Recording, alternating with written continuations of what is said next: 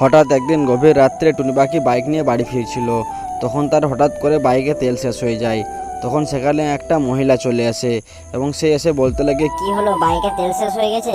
কোনো চিন্তা করো না, পাশে একটা পেট্রোল পাম্প আছে, সেখানে চলে যাও। তাই টুনি পাখি তার কথা শুনে সে পেট্রোল পাম্পে চলে আসে এবং সে এসে দেখে সে পাম্পের মধ্যে কেউ নেই। তাই টুনি পাখি ভয় পেয়ে সেখান থেকে চলে যেতে থাকে। তখন সেই মহিলাটি আবার সেখানে চলে আসে।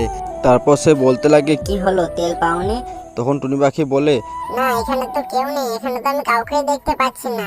তারপর সে মহিলাটি একটা রাক্ষসী রূপ ধারণ করে এবং টুনি ভাইকে বলতে লাগে, এখানে তো কেউ থাকে না, এখানে আমি রাক্ষসী বসবাস করি, আর এটা আমার পেট্রোল পাম্প। সেই দিনের পর থেকে আর টুনি পাখিকে কোনোদিন খুঁজে পাওয়া যায় নাই।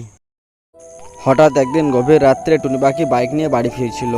তখন তার হঠাৎ করে বাইকে তেল শেষ হয়ে যায়। তখন সেখানে একটা মহিলা চলে আসে এবং সে এসে বলতে লাগে, কি হলো, বাইকে তেল শেষ হয়ে গেছে? কোনো চিন্তা করো না, পাশে একটা পেট্রোল পাম্প আছে, সেখানে চলে যাও।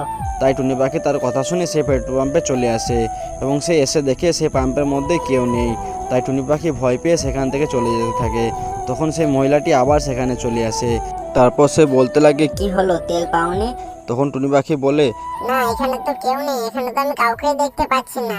তারপর সে মহিলাটি একটা রাক্ষসী রূপ ধারণ করে এবং টুনি ভাইকে বলতে লাগে, এখানে তো কেউ থাকে না, এখানে আমি রাক্ষসী বসবাস করি, আর এটা আমার পেট্রোল পাম্প। সেই দিনের পর থেকে আর টুনি পাখিকে কোনোদিন খুঁজে পাওয়া যায় নাই।